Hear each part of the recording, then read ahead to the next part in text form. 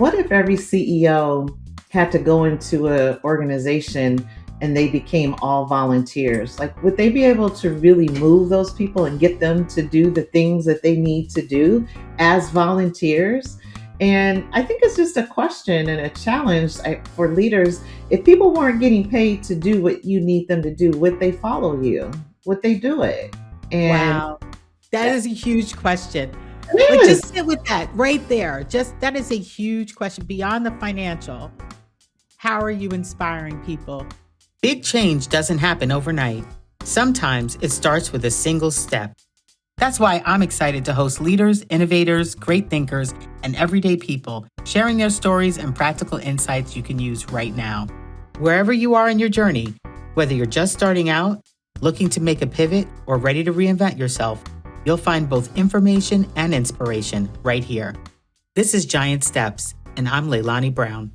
Welcome to Giant Steps with Leilani Brown. Today, we're joined by Jocelyn Lincoln, a transformational marketing and talent leader with over 2 decades of workforce innovation experience. Jocelyn served as the Chief Talent Officer at Kelly Services, where she revolutionized how the global staffing firm connected with temporary workers. She then became the Chief Marketing Officer at Bayada Home Healthcare, driving 20% growth in caregiver and clinician interest in the competitive $390 billion home healthcare industry. Today, she works as an executive advisor, helping clients navigate talent attraction and retention challenges, particularly in healthcare. Today, we'll talk about her journey from her first job to the C suite, what she learned from political campaigning, how to inspire volunteer workforces, and the future of healthcare talent. Jocelyn Lincoln, welcome to Giant Steps. Thank you so much. How are you doing today? I'm doing amazingly well. It's a snowy day, but very much still a beautiful day. That's good. That's good. So let's start at the very beginning or sort of the beginning. Tell us what was your first job and how did you come across that first opportunity? Yeah, one of my very first roles was actually in financial services. And I had just recently graduated from Michigan State University, go green. And my goal was when I graduated that I was going to move to Chicago and I was going to start working at an advertising agency and all these wonderful things that I had seen in TVs and movies. And as life does, life has its way of interrupting your plans. And some of that was thwarted for a bunch of different reasons. But what I ended up doing was moving back home, and it's a very small town. And one of the opportunities that I had was to work at a credit union. And so, very early on, I started to understand the differences between what it meant to be a member in a credit union versus transacting in a financial institution or a bank. And so, one of the whole pieces was around the whole idea of what membership meant and being a part of and having a say in decision making and so forth versus being a number and a cog in the wheel. So I was doing back then marketing catalogs, marketing pricing, creating brochures. All of this is before Adobe, before Canva, before all of those things. So desktop publishing type of work. And from there, I just took a bunch of different roles. I ended up moving to Detroit, Michigan, where I entered into grad school and got my MBA and joined an organization called Detroit Edison, which was a utility, and learned a whole different industry altogether. So it was just a series of key learnings and continue to build upon them. Yeah.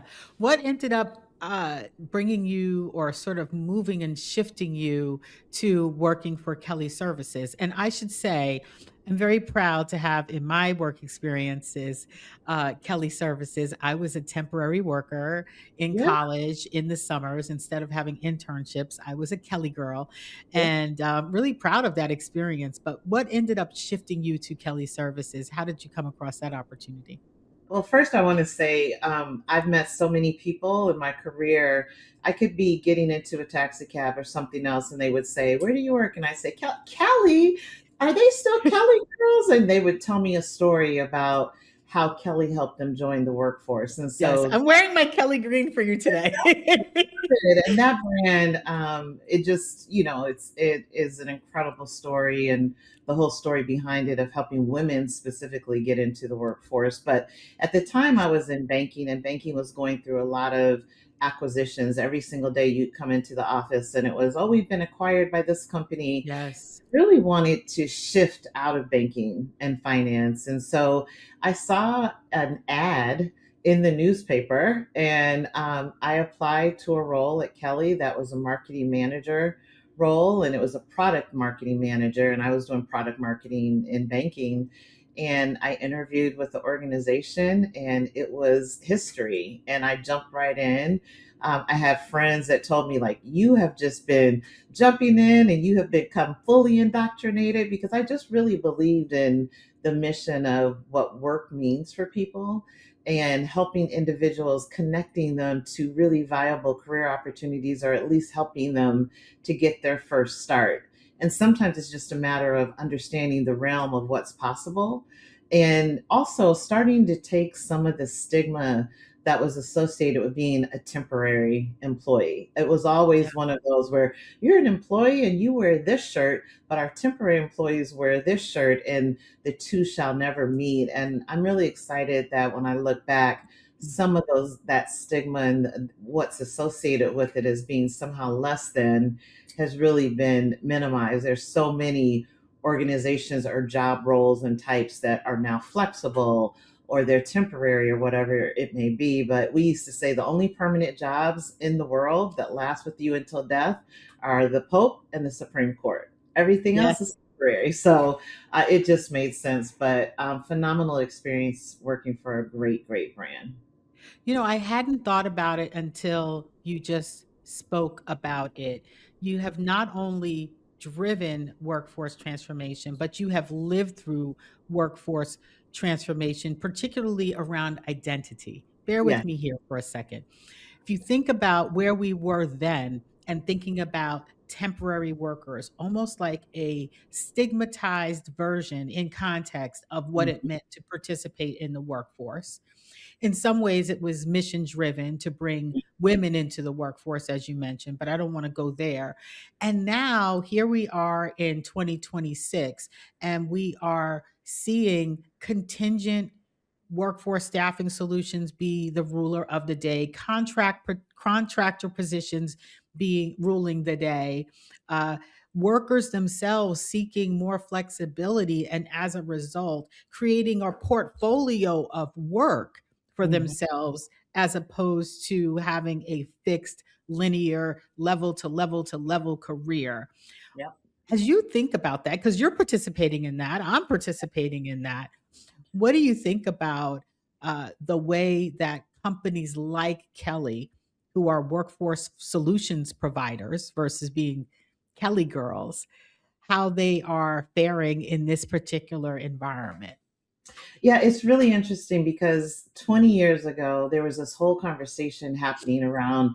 There was a book Dan Pink wrote, and it was called Free Agent Nation. Yeah.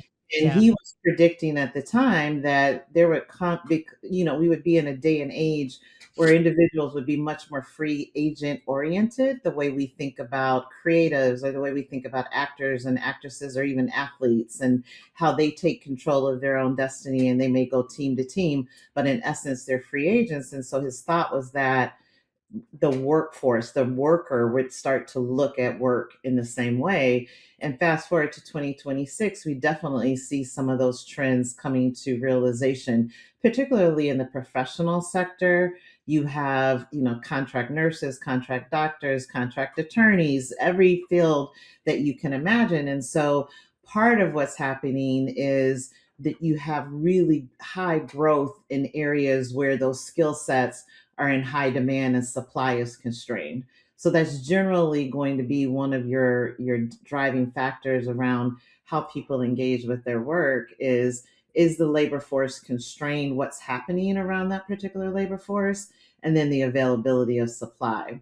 Kelly and other staffing companies, this has been a really interesting and I think rocky time for them, because they themselves are having to shift their own value proposition. And what's happening is, it's always been a margin compressed business anyway, but with automation, with the input and influx of AI, particularly as you think about jobs that used to exist that no longer exist. And so your admin professionals, so your people that were typing and answering the phone and things like that, very, very different. Your contact center, call center professionals, all of those types of roles have been impacted by AI. Manufacturing, all of those types of roles that have repetitive type of work associated with them that can be automated and or driven more through an IT solution or an AI solution have been impacted. And those tended to be more the volume related roles. Where staffing companies are really thriving is where they're in the space of dealing and working with individuals that are highly sought after, maybe highly credentialed. So your scientists, your data architects, teachers, nurses, etc. Those are the industries and spaces that are growing, but they are dealing with some significant headwinds as it relates to cost and so forth. Yeah. I'm going to use a metaphor. We think about buyers markets and sellers markets. Yeah. But a parallel might be hiring markets where the control is in the hiring manager. I would contend to a certain degree in this, sort of backdrop of unemployment, it's a hiring market and less so a talent market as it might have been maybe at the beginning of the pandemic or right before the pandemic. Mhm. Is AI driving that, in your opinion?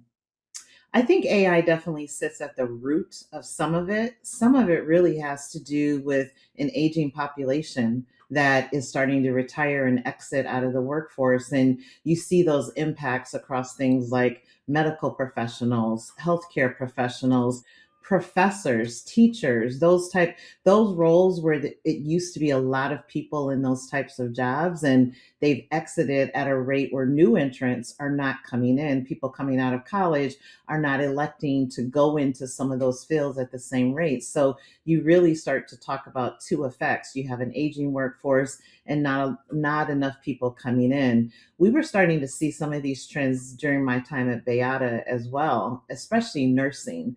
So when you think about the field of nursing, well, what nursing at the time was dealing with is you had a high influx of individuals choosing to become travel nurses because travel Mhm. were commanding premiums in the space, especially after COVID. And so a lot of companies got in the business of providing travel nurses. A lot of nursing professionals left emergency rooms, they left clinical settings, they left hospitals, and they became travel nurses. Now, if Mhm. you were to go onto an Indeed or LinkedIn, you're not going to see a lot of travel nurse opportunities. And those individuals make great money, but they were Mhm. making decisions around usually around financial output, Mhm. around what they could achieve in a short period of time. And so now Mhm. that landscape is starting to change. And we used to have even a challenge at the time of being able to look at individuals that could train nurses. You didn't have enough professors in nursing schools to Right. even teach the influx of people coming in to get nursing degrees. So there's definitely a crisis of talent that I think still exists, and you see that across shortages when you think about clinicians and even caregivers. Yeah. So the control is in some pockets, and certainly the medical pocket, it could be argued, and I think nursing in particular, it could be argued that it's still very much on the talent side. It's on the individual side. They have there's a very small supply relative to the demand. Yep.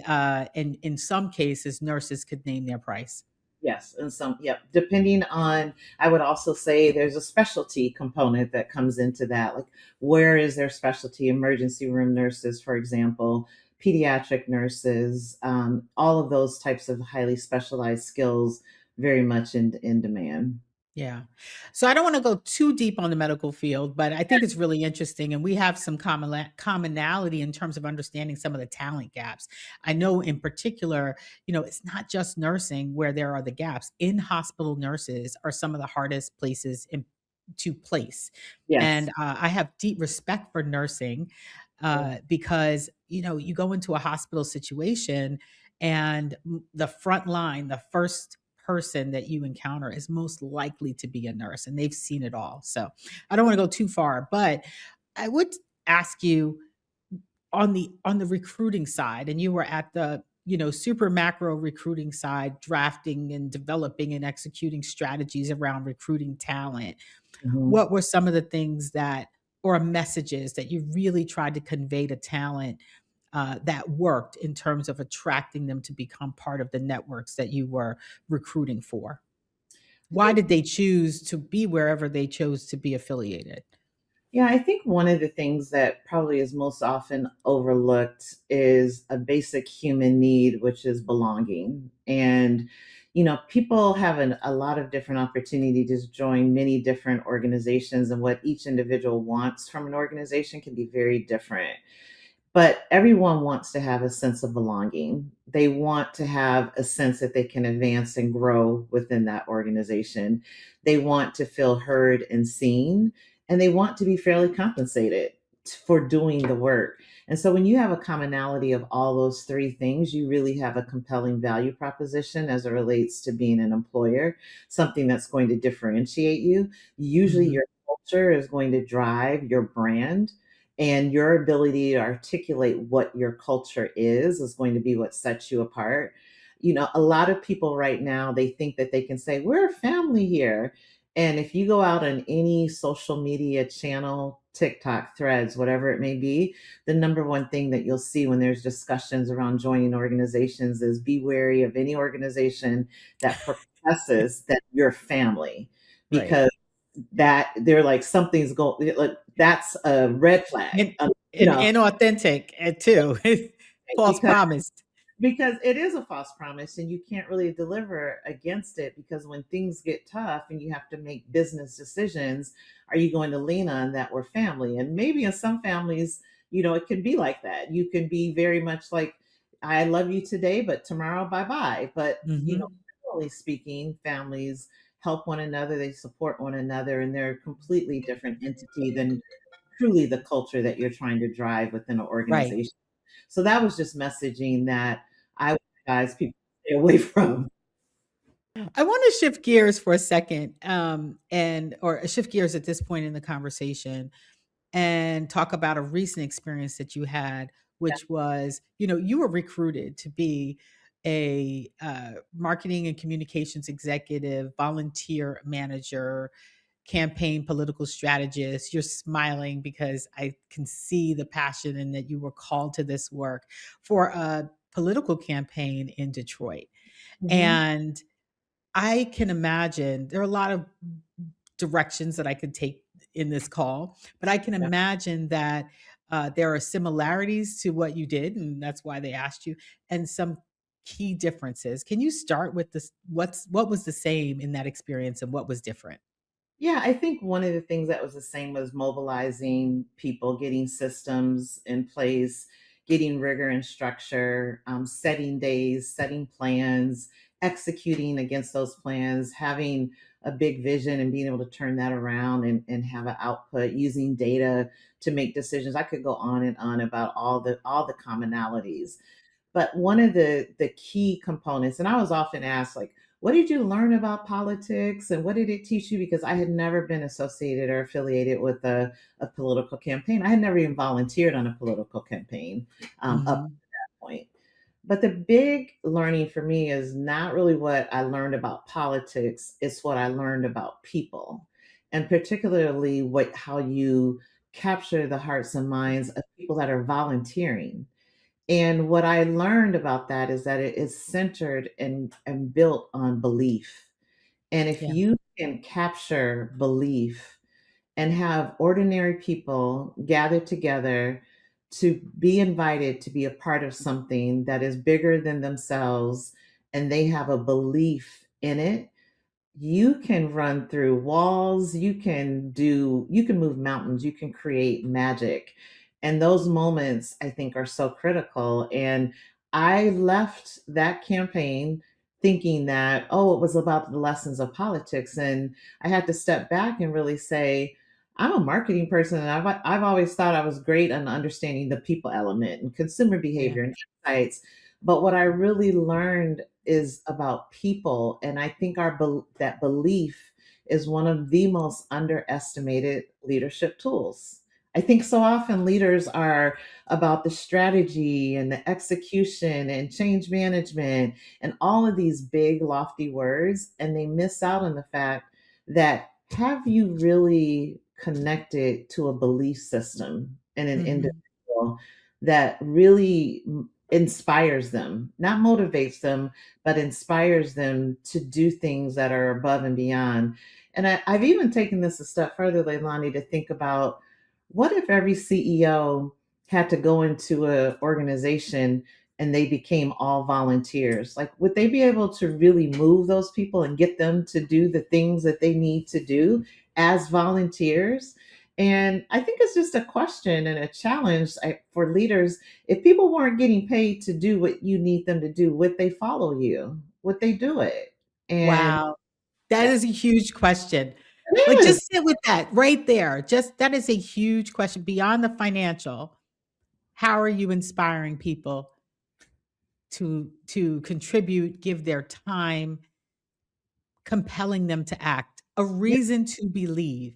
a reason to believe. And that was one of the things that, when you said I was smiling, it's because I saw that and I experienced that. And I saw people coming in that we were working with people that had been on campaigns all their lives to people that this was their first campaign they ever became a part of.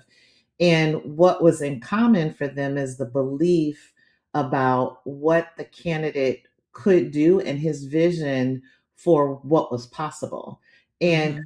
such a belief that it was really clear, everyone saw it, they knew what the goal was, but it was also the community that was being created. So going back to that sense of belonging and Right. feeling a sense of purpose and the clarity that was created. Like everything was date bound. You knew exactly when things were going to happen and what you needed to have in place. There was no ambiguity about that. And I have been in many sessions, strategic planning sessions in a corporate environment. Yeah. And you're sitting around the table and you leave out the room and people say, can your team articulate what the strategic plan is? And in your mind, you're going, yes, of course. And then you go down, all the levels and the person sitting at their desk that maybe has the entry level role and you ask them what's the corporate strategy, they have Right. no idea.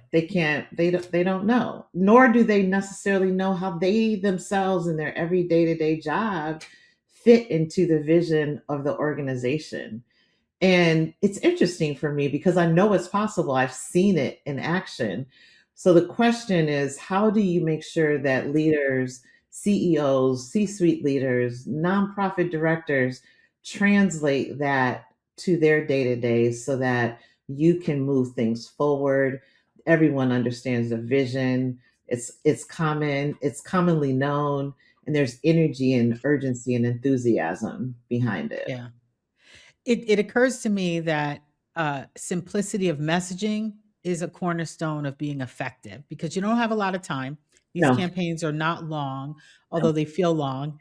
And you have people onboarding and offboarding and leaving the campaign throughout the process. Not dissimilar to an organization, but at quick enter and quick exit.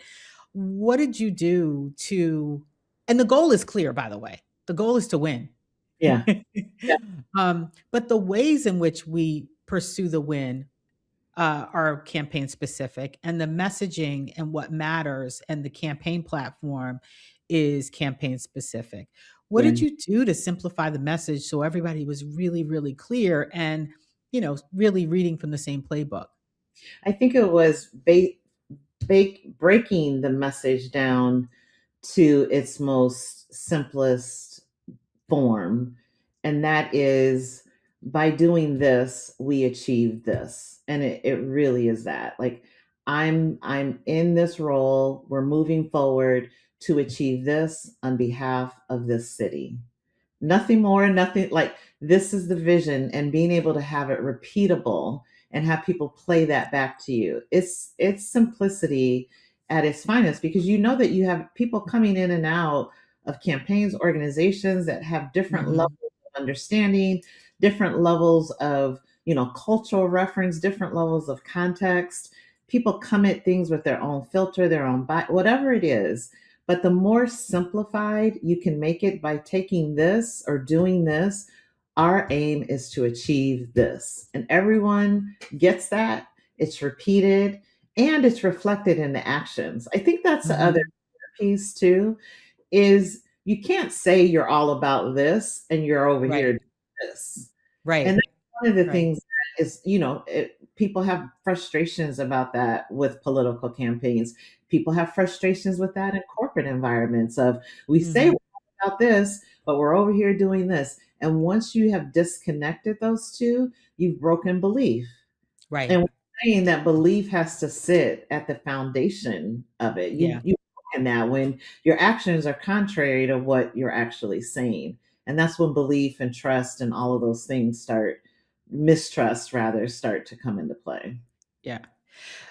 We may have some listeners that have designs not only to run for political office or they are thinking about working for a campaign, but starting a nonprofit or Yeah. starting a good works effort on Yep. their own.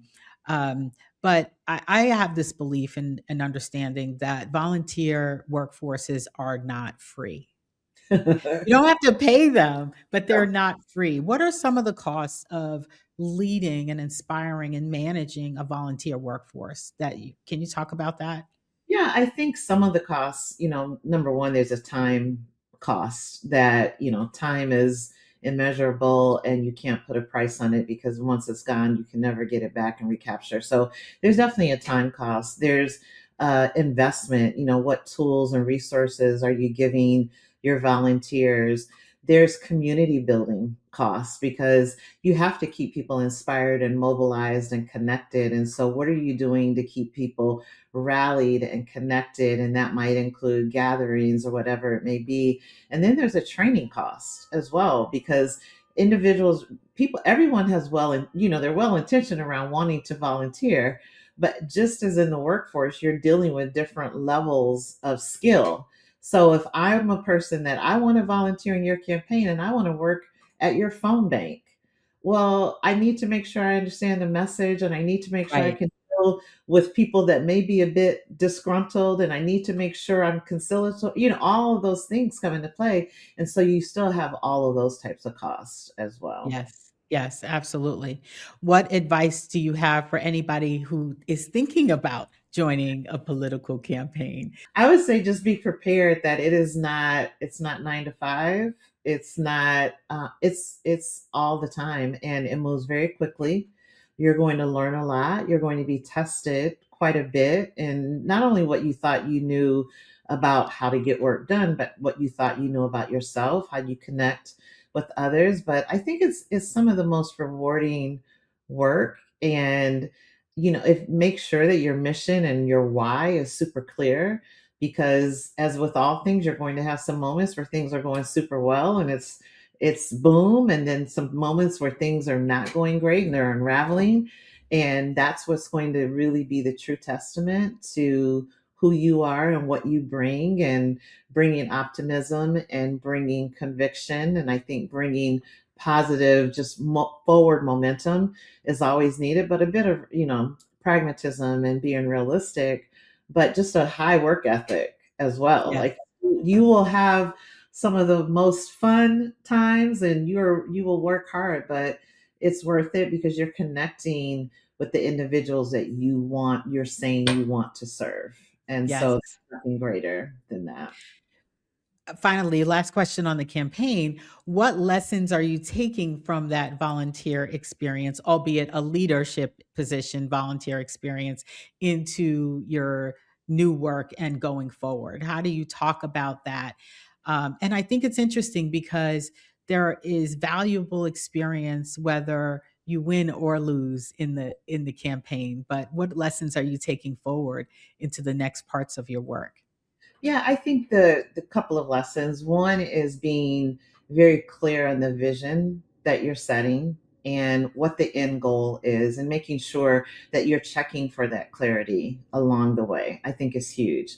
The second, I think, is instilling a belief and trust in the people that you're working with. And I can't say I trust you and then I continue to micromanage you. Or I can't Right. say I have complete confidence in you and then I go around you and I question everything. Like I have to be about and do my actions have to be in a complete alignment with what I'm saying to you so that I don't break that belief. I also think there's a lot of just transferable skills, but the acting with urgency, being clear on your purpose, and being super, super clear on your why so that you Mm-hmm. come back to it and continue to repeat it. And just making sure that you're showing up in a way that honors what you say you're about and what it is the work that you're there to do and the way in which you want to partner and lead, I think is really Yeah. important.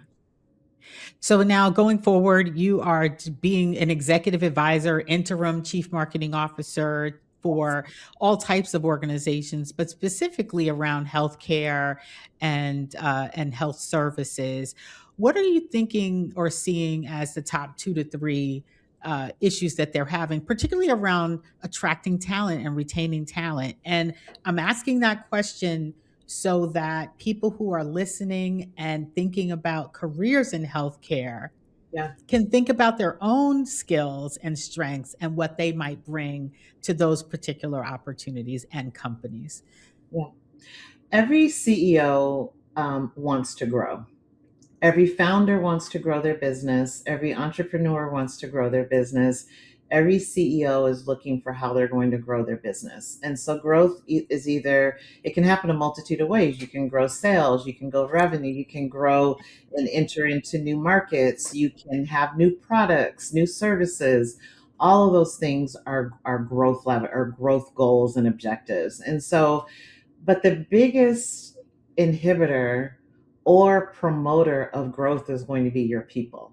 So the people Yes. you're working with, the people that you're bringing into the organization, the people that you're partnering with, the talent that you're bringing in, that's going to determine how fast or how slow you grow and how your ability to scale your operations across a multitude of states or geographies, countries, whatever it may be as part of your growth plan.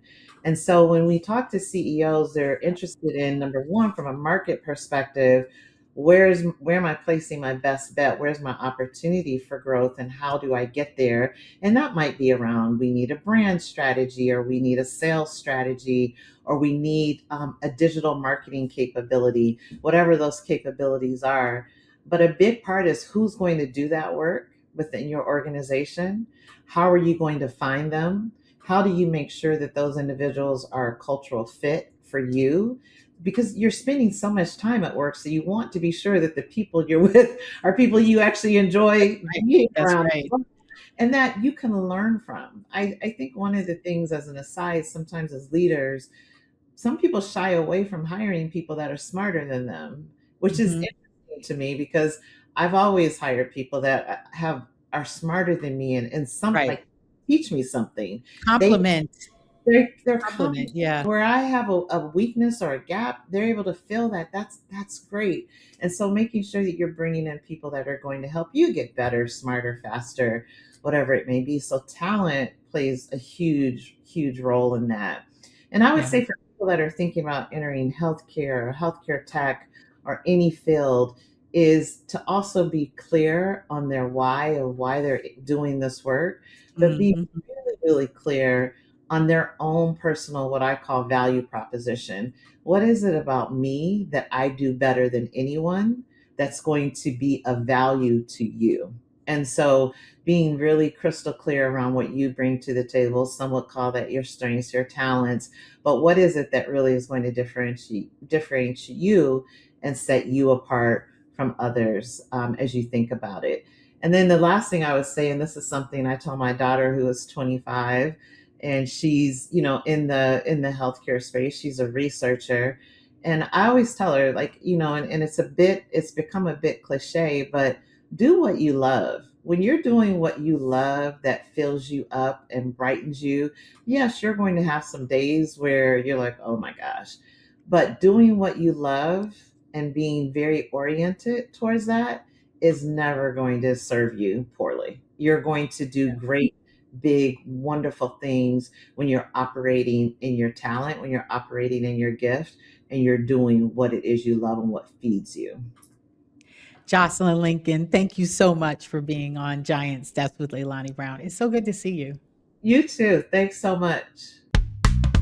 This podcast is a production of Giant Steps LLC, a company working at the intersection of strategy, culture, career, and education.